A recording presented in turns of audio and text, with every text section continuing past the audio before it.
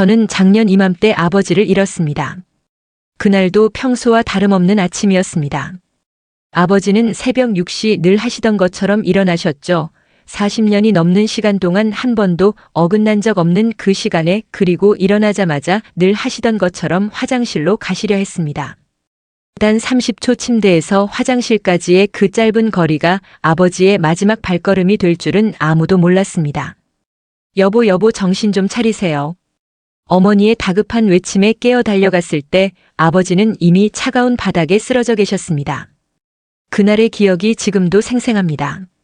구급차가 도착하기까지의 그 시간이 제 인생에서 가장 길게 느껴졌던 순간이었습니다. 의사 선생님의 말씀은 더욱 가슴을 아프게 했습니다. 조금만, 정말 조금만 주의하셨어도 이런 일은 없었을 텐데, 여러분 지금 이 순간에도 수많은 어르신들이 같은 위험에 노출되어 있다는 사실을 아시나요? 보건복지부 통계에 따르면 65세 이상 어르신들의 아침 시간대 응급실 방문 원인 중 무려 40%가 기상 직후 발생한 사고라고 합니다. 이 이야기를 시작하기 전에 잠시 부탁드립니다. 지금 보고 계신 이 영상이 여러분의 부모님과 이웃들에게도 전해질 수 있도록 구독과 좋아요를 눌러주세요. 한 분의 관심이 누군가의 생명을 구할 수 있습니다. 특히 오늘 제가 들려드릴 이야기는 아침에 일어나자마자 절대로 하면 안 되는 3가지 치명적인 행동에 관한 것입니다. 제 아버지처럼 수십 년간 해오던 평범한 습관이 어느 순간 돌이킬 수 없는 결과를 가져올 수 있다는 것, 그리고 그것을 예방하는 방법에 대해 말씀드리려 합니다. 첫 번째는 바로 벌떡 일어나기입니다. 아니, 평생 그렇게 해왔는데 뭐가 문제야 라고 생각하실 수 있습니다. 저희 아버지도 그렇게 생각하셨죠. 하지만 우리의 몸은 나이가 들수록 변화합니다. 특히 밤사이 우리 몸에서 일어나는 변화는 생각보다 훨씬 큽니다. 지난달 부산에서 만난 김영수 할아버님의 이야기가 떠오르네요. 73세의 김 할아버님은 40년간 한 번도 늦잠을 주무신 적이 없다고 하셨습니다.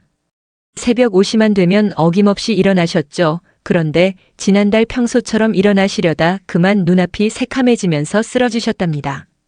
평생 그렇게 살았는데 내가 왜 이러나 싶더라고. 눈앞이 캄캄해지고 온몸에 힘이 쫙 빠지는데 정말 이대로 죽는구나 싶었어요. 다행히 김 할아버님은 빠른 응급처치로 목숨을 건지셨습니다. 하지만 모든 분들이 이렇게 운이 좋은 것은 아닙니다. 실제로 매년 수백 명의 어르신들이 아침 기상 직후 발생하는 사고로 목숨을 잃고 계십니다. 왜 이런 일이 일어나는 걸까요? 우리 몸은 잠을 자는 동안 혈압이 평소보다 2030% 정도 낮아진 상태를 유지합니다. 마치 자동차의 엔진이 완전히 식어 있는 것과 같은 상태죠. 이때 갑자기 벌떡 일어난다는 것은 차가운 엔진을 단숨에 최고 속도로 돌리는 것과 같습니다. 특히 고혈압이나 심장질환이 있으신 분들은 더욱 위험합니다. 당뇨병이 있으신 분들도 마찬가지고요. 평소 어지러움을 자주 느끼시는 분들, 불면증이 있으신 분들도 각별한 주의가 필요합니다. 그렇다면 어떻게 해야 할까요? 지금부터 제가 알려드리는 방법을 꼭 기억해 주세요. 이것은 단순한 건강 정보가 아닙니다. 여러분의 생명과 직결된 매우 중요한 습관이에요. 첫째, 알람이 울리면 바로 일어나지 마세요. 최소 3분에서 5분 정도 그대로 누워 계시면 됩니다. 이때 중요한 것은 깊은 심호흡을 하는 거예요. 코로 천천히 들이마시고 입으로 천천히 내쉬는 것을 3번 정도 반복해 주세요. 둘째, 누운 자세에서 발가락과 발목을 천천히 움직여 주세요. 이것만으로도 혈액순환에 도움이 됩니다. 마치 차가운 엔진을 천천히 예열하는 것처럼요. 셋째, 반드시 옆으로 누운 상태에서 천천히 일어나세요. 이때 한 손으로 바닥을 짚고 천천히 상체를 일으키는 것이 중요합니다. 서울에 사시는 박명자 할머니는 이 방법을 실천하신 지 한 달 만에 놀라운 변화를 경험하셨답니다. 처음에는 너무 귀찮았어요. 평생 해온 습관을 바꾸는 게 쉽지 않더라고요. 그런데 일주일만 해보자 하고 시작했는데 이제는 아침에 어지럽고 힘들던 것이 거짓말처럼 나아졌어요. 요즘은 아침이 기다려질 정도예요. 우리의 몸은 더 이상 젊은 시절과 같지 않습니다. 나이가 들수록 혈관은 점점 약해지고 우리 몸은 급격한 변화에 더 민감하게 반응하죠. 하지만 걱정하지 마세요. 조금만 주의하면 우리는 더 건강하게 더 오래 살 수 있습니다. 지금까지 첫 번째 위험한 행동인 벌떡 일어나기에 대해 알아보았습니다. 하지만 이것은 시작에 불과합니다. 두 번째로 조심해야 할 것은 더욱 위험할 수 있는데요. 바로 아침에 일어나자마자 하는 이것입니다. 아침에 눈을 뜨면 가장 먼저 하고 싶은 것 바로 화장실 가는 것이죠. 저희 어머니는 늘 말씀하셨습니다. 밤새 참았던 소변이나 대변은 아침에 꼭 봐야 건강에 좋다고요. 하지만 이것이 얼마나 위험한 생각인지 저는 아버지를 잃고 나서야 알게 되었습니다. 대전에 사시는 이정숙 할머니의 이야기를 들려드리고 싶습니다. 71세의 이 할머니는 40년 넘게 아침 6시만 되면 어김없이 화장실에 가는 것이 일과였다고 합니다. 건강을 위해서라도 꼭 지켜야 하는 습관이라 생각하셨죠. 그날도 평소처럼 일어나자마자 화장실로 갔어요. 그런데 갑자기 눈앞이 새하얘지더니 다음 기억은 병원 침대에서 깨어난 거였어요. 의사 선생님 말씀이 제가 화장실 바닥에서 쓰러진 채로 발견됐다고 하더라고요. 이정숙 할머니의 사례는 결코 특별한 경우가 아닙니다.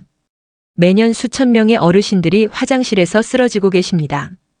특히 아침 시간대 화장실 사고가 가장 많은데 그 이유가 무엇일까요? 우리 몸은 밤사이 휴식을 취하면서 혈압이 낮아진 상태를 유지합니다. 이때 갑자기 일어나 화장실에 가서 힘을 주게 되면 순간적으로 혈압이 급격히 떨어질 수 있습니다. 의학 용어로 이를 기립성 저혈압이라고 하는데요. 쉽게 말해 어지러움을 넘어선 실신이 일어날 수 있다는 뜻입니다.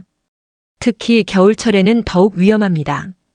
따뜻한 침대에서 나와 차가운 화장실로 가는 순간 우리 몸의 혈관은 급격하게 수축됩니다. 이때 화장실에서 힘을 주게 되면 심장에 과도한 부담이 가해지면서 최악의 경우 심근경색이나 뇌졸중으로 이어질 수 있습니다. 아침 기상 직후 화장실에서 발생하는 사고는 생각보다 훨씬 더 흔합니다. 특히 고혈압, 당뇨병, 심장질환이 있는 분들은 더욱 위험한데 이는 혈관의 탄력성이 떨어져 있기 때문입니다. 마치 오래된 고무호스에 갑자기 높은 수압을 가하는 것과 같은 상황이 되는 거죠. 그렇다면 우리는 어떻게 해야 할까요? 첫째, 일어나자마자 화장실에 가지 마세요. 최소 5분은 침대에 앉아서 몸을 깨워주세요. 둘째, 물 한 잔을 천천히 마셔주세요. 밤사이 부족해진 수분을 보충하고 자연스럽게 장 운동을 도와줍니다. 셋째, 가벼운 스트레칭을 해주세요. 특히 복부와 허리를 부드럽게 움직여주는 것이 좋습니다. 넷째, 화장실에 가기 전에 잠시 걸어 다니세요. 혈액순환을 원활하게 하는 데 도움이 됩니다. 대구에 사시는 박영호 할아버님은 이 방법을 실천하신 후 놀라운 변화를 경험하셨습니다. 예전에는 아침마다 화장실에서 어지러움을 느꼈어요. 특히 겨울에는 더 심했죠. 그런데 이렇게 천천히 하니까 어지러움도 없어지고 오히려 배변도 더 수월해졌어요. 이제는 아내한테 자랑까지 합니다. 충남 천안의 한 요양병원에서는 이 방법을 적용한 후 아침 시간대 화장실 사고가 80% 이상 감소했다고 합니다. 작은 습관의 변화가 이토록 큰 차이를 만들어낼 수 있다는 것이 놀랍지 않으신가요? 특히 다음과 같은 분들은 더욱 주의하셔야 합니다. 평소 혈압이 불안정하신 분, 심장질환이나 당뇨가 있으신 분, 전립선 비대증이 있으신 분, 불면증이 있으신 분, 변비가 있으신 분, 아침 화장실에서의 사고는 예방만 잘하면 충분히 막을 수 있습니다.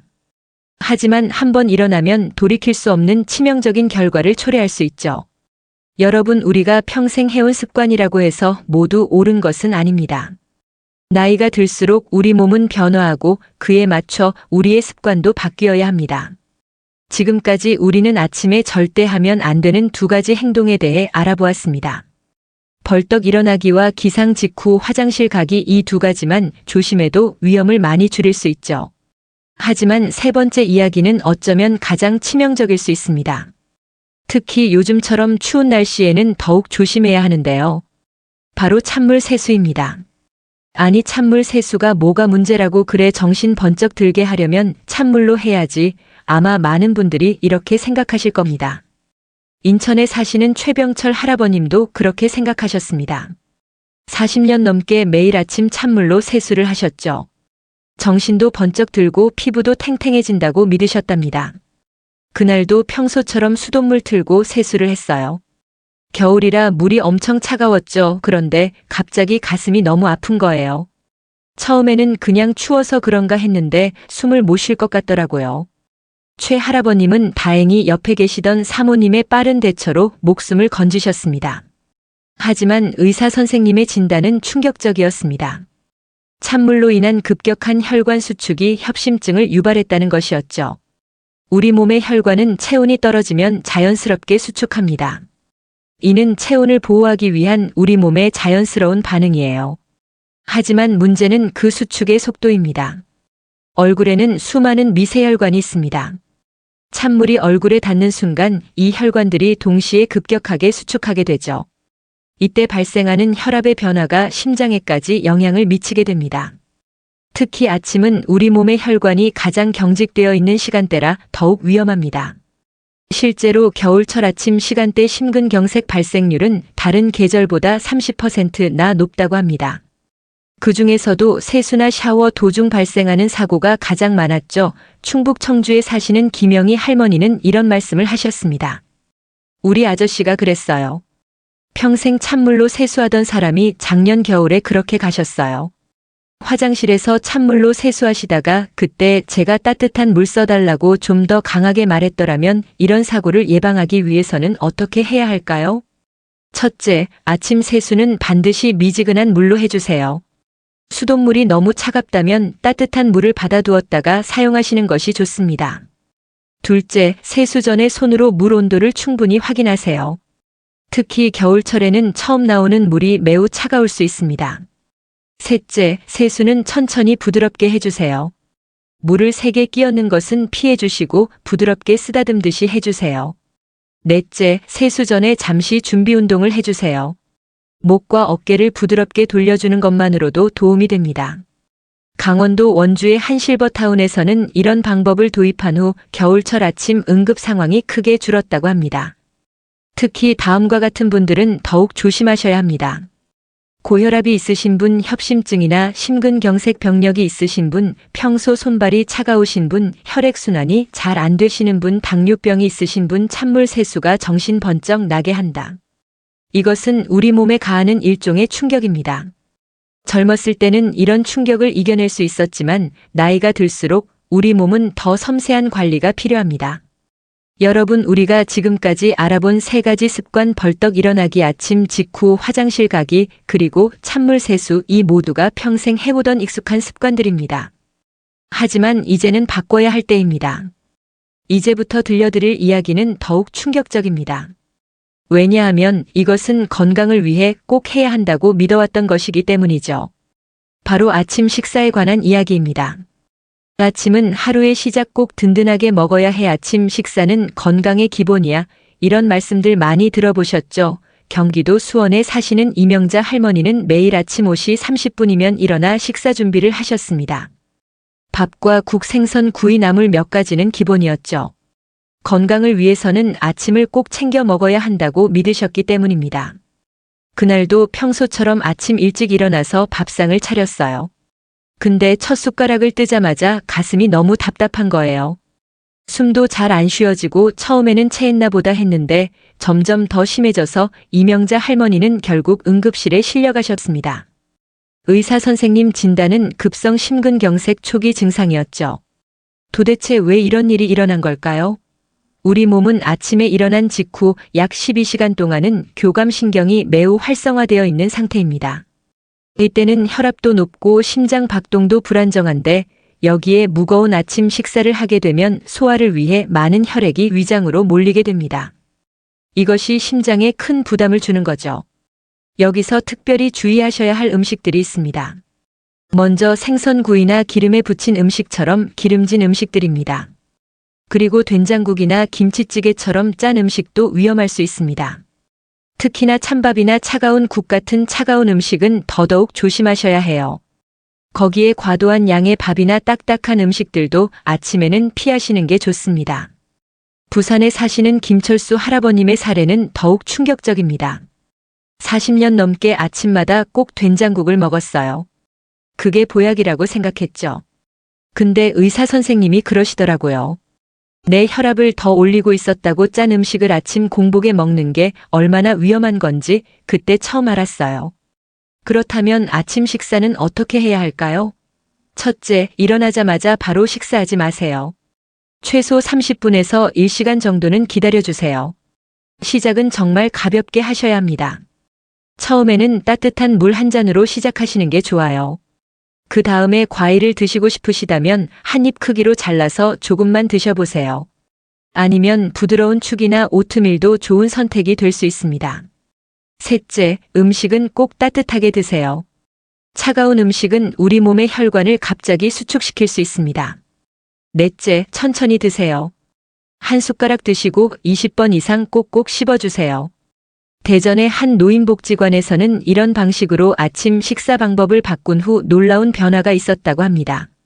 아침부터 속이 더부룩하고 힘들었는데 이렇게 하니까 몸이 훨씬 가벼워요. 요즘은 아침에 일어나면 기분이 좋아요. 예전처럼 부담스럽지가 않아요. 특히나 고혈압이 있으신 분들은 더욱 조심하셔야 합니다. 당뇨병이나 심장질환이 있으신 분들도 마찬가지고요. 평소 소화가 잘 안 되시거나 불면증이 있으신 분들도 아침 식사에는 특별한 주의가 필요합니다. 여러분, 아침밥을 꼭 먹어야 한다는 것은 우리가 너무 오래 믿어온 잘못된 상식일 수 있습니다. 몸이 준비되지 않은 상태에서 무리하게 식사를 하는 것은 오히려 건강에 해가 될 수 있습니다.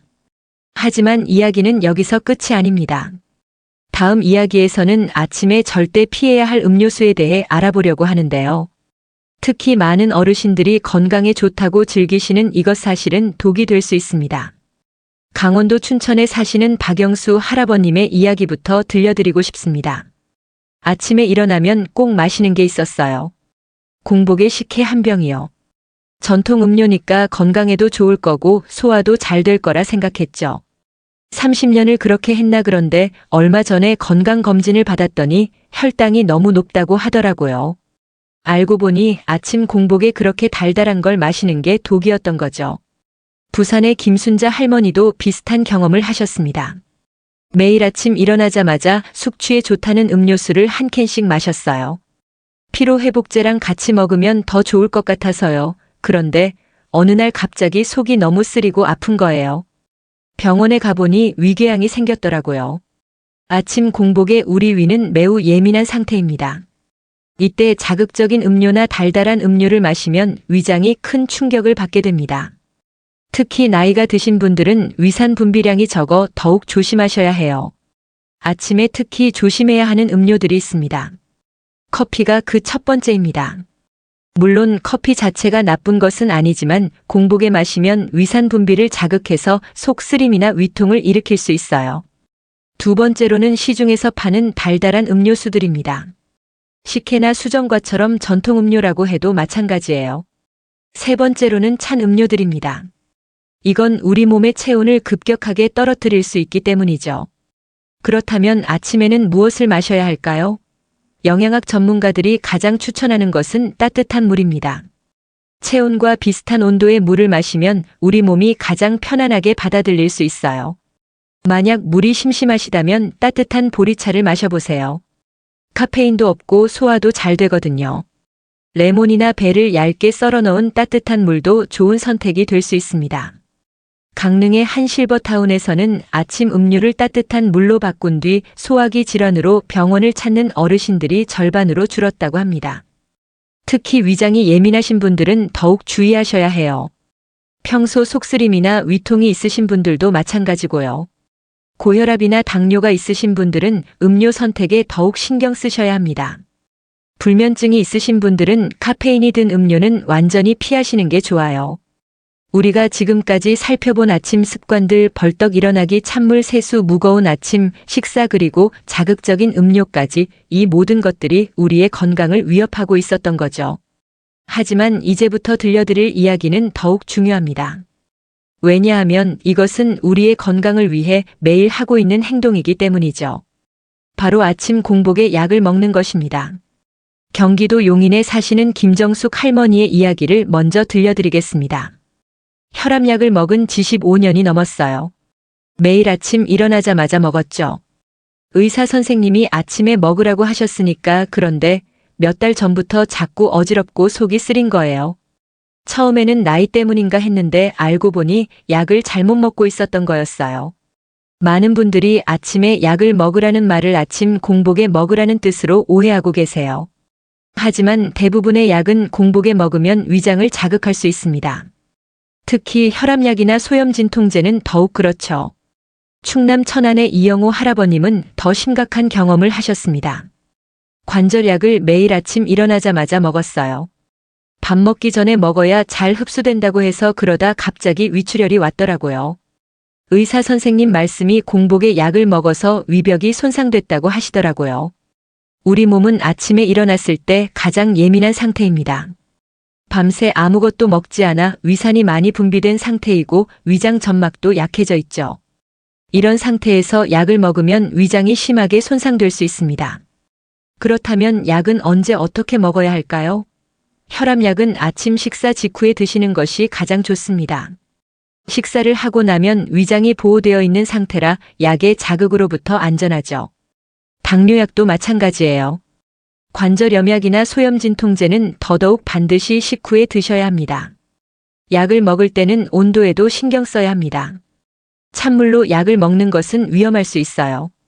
찬물은 위장을 수축시키고 약의 흡수를 방해할 수 있기 때문입니다. 약은 항상 미지근한 물과 함께 드셔야 해요. 부산의 한 노인복지관에서는 이런 사례가 있었습니다. 복용 시간을 아침 식사 후로 바꾸고 미지근한 물을 준비해 두었더니 속 불편을 호소하는 어르신들이 크게 줄었다고 합니다. 약을 먹을 때는 시간도 중요하지만 자세도 매우 중요합니다. 누워서 약을 먹으면 식도가 손상될 수 있어요. 반드시 똑바로 앉아서 드셔야 합니다. 그리고 약을 먹고 나서 바로 눕는 것도 피해야 해요. 최소 30분은 앉아 계시는 것이 좋습니다. 다음으로 들려드릴 이야기는 아침 운동에 관한 것입니다. 특히 많은 어르신들이 건강을 위해 하시는 이 운동실은 매우 위험할 수 있습니다. 더구나 요즘처럼 추운 날씨에는 더더욱 조심해야 하는데요. 서울 관악구에 사시는 박명수 할아버님의 이야기부터 들려드리겠습니다. 매일 새벽 오시면 일어나서 등산을 했어요. 관악산을 오르는 게 일과였죠. 20년을 그렇게 했으니까 건강검진에서도 의사 선생님이 칭찬하셨어요. 그런데 지난달 추운 날 평소처럼 산에 올랐다가 그만 쓰러질 뻔했습니다. 가슴이 답답하고 숨도 잘 안 쉬어지고 산 중턱에서 119를 불러야 했어요. 인천의 김영희 할머니도 비슷한 경험을 하셨습니다. 아침마다 공원에서 물이랑 같이 태극권을 했어요. 근데 어느 날 평소처럼 운동을 하는데 갑자기 어지럽더니 눈앞이 캄캄해지는 거예요. 다행히 옆에 계신 분들이 빨리 발견하셔서 큰일은 면했지만 정말 무서웠어요. 우리 몸은 아침에 깨어난 직후 약 2~3시간 동안은 매우 불안정한 상태입니다. 심장 박동도 불규칙하고 혈압도 불안정하죠. 체온도 하루 중 가장 낮은 상태고요. 이런 때 갑자기 격렬한 운동을 하면 심장에 큰 부담이 갈 수 있습니다. 더구나 요즘처럼 추운 날씨에는 더욱 위험합니다. 차가운 공기는 우리 몸의 혈관을 수축시키는데 여기에 운동까지 하면 심장은 2배로 힘들어집니다. 그렇다면 운동은 언제 어떻게 해야 할까요? 가장 이상적인 운동 시간은 오전 10시에서 오후 2시 사이입니다. 이때는 우리 몸의 체온이 가장 높고 근육과 관절이 유연한 상태거든요. 심장도 가장 안정적으로 움직이는 시간이고요. 운동을 시작하기 전에는 반드시 준비 운동을 충분히 해야 합니다. 갑자기 격렬한 운동을 시작하면 안 되죠. 천천히 부드럽게 시작해서 점점 강도를 높여가는 것이 좋습니다. 광주의 한 노인복지관에서는 운동 시간을 오전 10시로 옮기고 나서 놀라운 변화가 있었다고 합니다. 운동 중 어지러움을 호소하는 분들이 크게 줄었고 오히려 운동 효과는 더 좋아졌다는 거죠. 부산의 황순자 할머니는 이렇게 말씀하셨습니다. 처음에는 아침 운동을 못하니까 뭔가 허전하고 불안했어요. 그런데 점심때 운동하니까 몸도 더 가볍고 운동하고 나서도 피곤하지 않더라고요. 요즘은 아침에 여유롭게 준비하고 나와서 운동할 수 있어서 더 좋아요. 특히 겨울철에는 실내에서 할 수 있는 운동을 선택하는 것이 좋습니다. 차가운 바깥 공기는 우리 몸에 너무 큰 부담을 주니까요. 실내에서 하는 요가나 스트레칭 가벼운 근력 운동이 좋은 대안이 될 수 있습니다. 여러분 건강을 위한다고 시작한 아침 운동이 오히려 우리 건강을 위협할 수 있다는 사실 놀라우시죠? 마지막으로 들려드릴 이야기는 가장 중요합니다. 왜냐하면 이것은 우리가 알아본 모든 건강 수칙들을 무너뜨릴 수 있는 매우 위험한 습관이기 때문입니다. 바로 아침에 스트레스 받는 것입니다. 경기도 수원에 사시는 장명자 할머니의 이야기를 들어보겠습니다. 아침마다 뉴스를 봤어요. 그게 습관이 됐죠. 세상 돌아가는 것도 알아야 하고 그런데 요즘 뉴스를 보면 안 좋은 소식들 뿐이잖아요. 그걸 보면서 하루를 시작하다 보니 자꾸 가슴이 답답하고 불안해지는 거예요. 혈압약을 먹어도 소용이 없더라고요. 서울의 권영수 할아버님도 비슷한 경험을 하셨습니다. 아침부터 자식들 걱정을 많이 했어요. 전화도 자주 하고 손주들 학교 잘 갔나 며느리는 어떻게 지내나 그러다 보니 아침부터 머리가 아프고 피곤한 거예요. 나중에는 아침에 일어나는 것조차 힘들어졌죠. 아침은 우리 몸의 스트레스 호르몬인 코티솔이 가장 높은 시간대입니다. 여기에 추가적인 스트레스가 더해지면 혈압이 급격히 상승하고 심장 박동이 불규칙해질 수 있죠. 특히 어르신들의 경우 이런 스트레스가 뇌졸중이나 심근경색의 직접적인 원인이 될 수 있습니다. 그렇다면 어떻게 해야 할까요? 스트레스 연구소 박미경 교수님께서 좋은 방법을 알려주셨습니다. 아침에는 반드시 긍정적인 것부터 시작하세요. 창밖의 날씨를 보며 깊은 숨을 쉬거나 좋아하는 음악을 조용히 듣는 것도 좋습니다. 특히 처음 1시간은 뉴스나 걱정거리를 피하는 것이 좋아요. 대전의 김호중 할아버님은 이런 변화를 경험하셨습니다. 예전에는 아침부터 주식시장 걱정하고 뉴스 보면서 세상 걱정했죠. 그러다가 의사 선생님 말씀대로 아침 1시간은 오직 나를 위한 시간으로 바꿨어요. 창밖도 보고 작은 화분도 가꾸고 그러다 보니 혈압도 안정되고 하루가 달라졌어요. 부산의 한 노인복지관에서는 아침 명상 프로그램을 시작했다고 합니다. 하루 10분 조용히 앉아서 깊은 호흡을 하는 것만으로도 어르신들의 혈압이 안정되고 우울감이 줄어들었다고 해요. 여러분 지금까지 우리가 함께 알아본 모든 것들 벌떡 일어나지 않기, 찬물 세수 피하기, 무거운 아침 식사 주의하기, 자극적인 음료 피하기, 약 복용 시간 지키기, 아침 운동 조심하기 등 모든 것들이 중요합니다. 하지만 가장 중요한 것은 바로 마음의 평화입니다. 아무리 좋은 건강 습관도 마음이 불안하면 소용없습니다. 우리의 건강은 결국 마음에서 시작되는 것이니까요.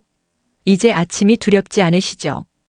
여러분의 아침이 이제는 불안과 걱정이 아닌 평화와 기쁨으로 가득하시길 바랍니다. 마지막으로 다시 한번 정리해 드리겠습니다.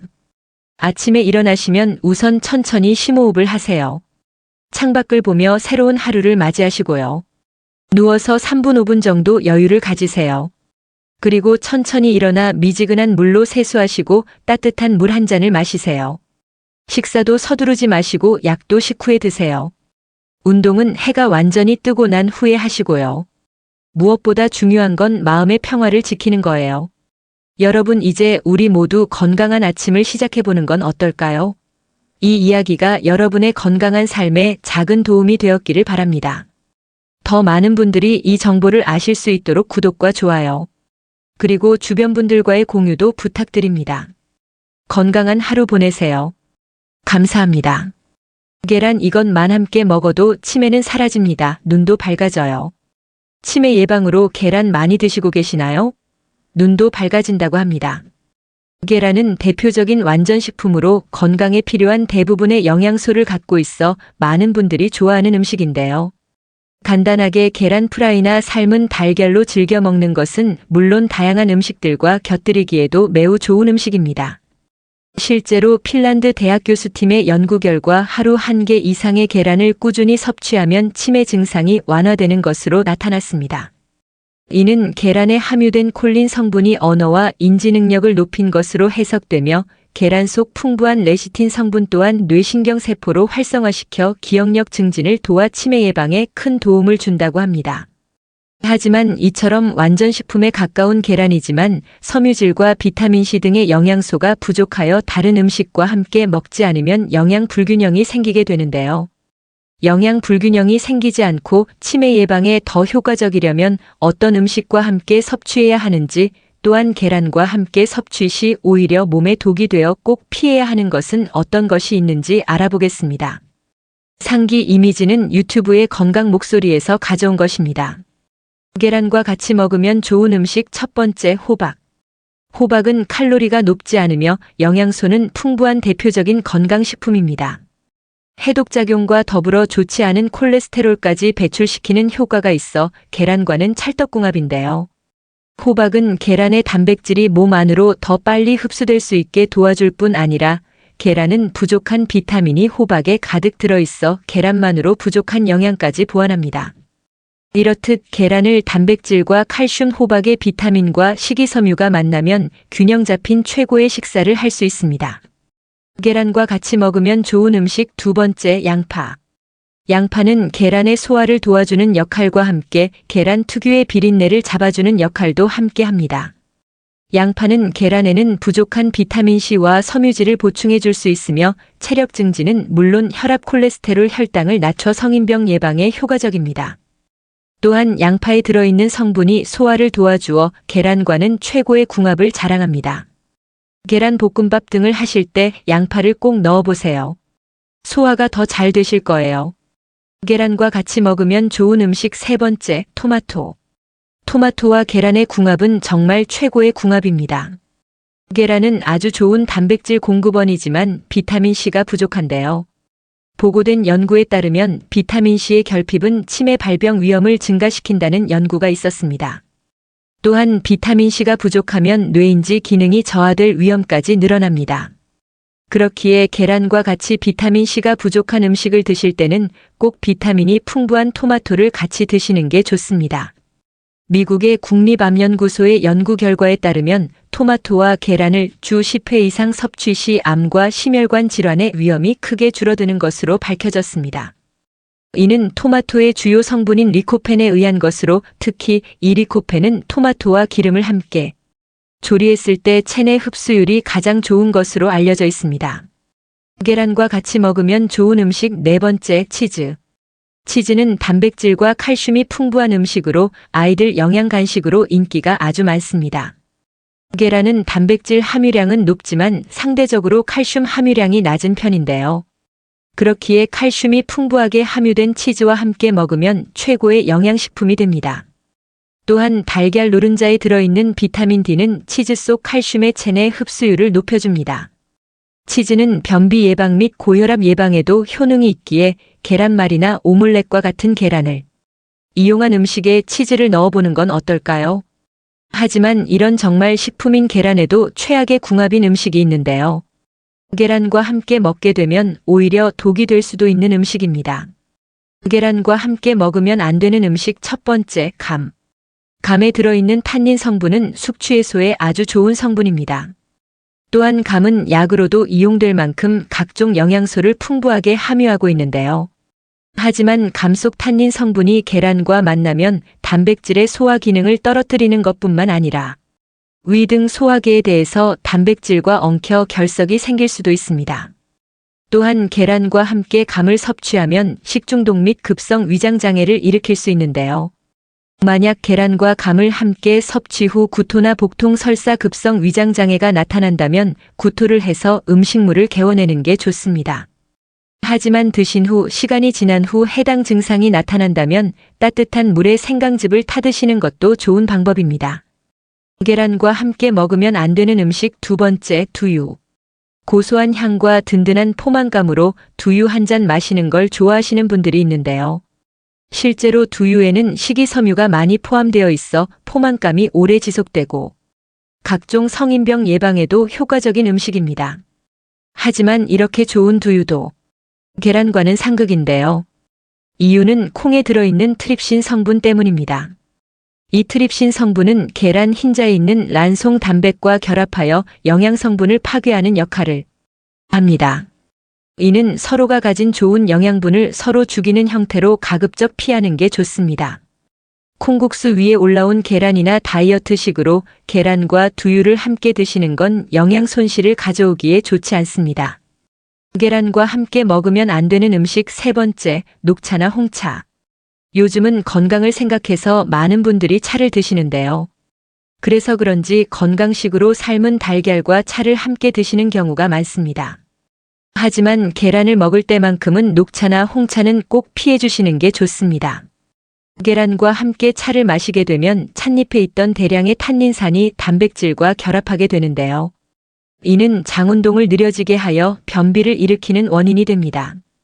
뿐만 아니라 독성 물질과 발암물질이 체내에 흡수될 가능성까지 높여줍니다. 만약 차를 드셔야 한다면 계란을 드신 후 최소 1시간 이상 지난 후에 마시는 것이 좋습니다. 계란을 드실 때만큼은 차보다는 물을 한 잔 드시는 건 어떨까요? 계란과 함께 먹으면 안 되는 음식 네 번째, 약. 빈속에 약을 먹으면 위에 부담이 갈 것 같아 간단하게 계란을 드시고 약을 드시는 경우가 있습니다. 하지만 단백질 함량이 높은 계란과 함께 약을 복용하면 소화장애와 더불어 위장에 큰 부담을 줄 수 있습니다. 특히나 소화기 질병이나 설사 증상이 있다면 약 복용 전 계란 섭취는 최대한 피하시는 게 좋습니다. 추가로 계란 껍데기에는 살모넬라균이 묻어 있을 수 있으므로 맨손으로 만졌다면 바로 손을 씻는 게 좋습니다. 살모넬라균의 경우 식중독 위험이 있으며 어린이나 어르신들은 사망에까지 이를 수 있을 정도로 치명적입니다.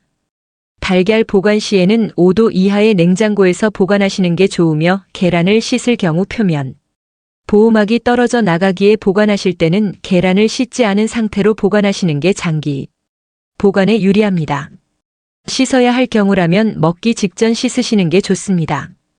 또한 달걀은 날로 먹을 때는 단백질을 51%만 흡수하는 반면 익혀 드실 때는 91%의 단백질을 흡수하기에 익혀 드시길 추천합니다. 오늘 말씀드린 걸 다시 한번 정리해 드리자면 계란과 함께 드시면 좋은 음식 4가지는 호박, 양파, 토마토, 치즈이며 독이 되는 음식은 감, 두유, 차, 약입니다. 오늘도 건강하고 행복한 하루 보내세요. 감사합니다.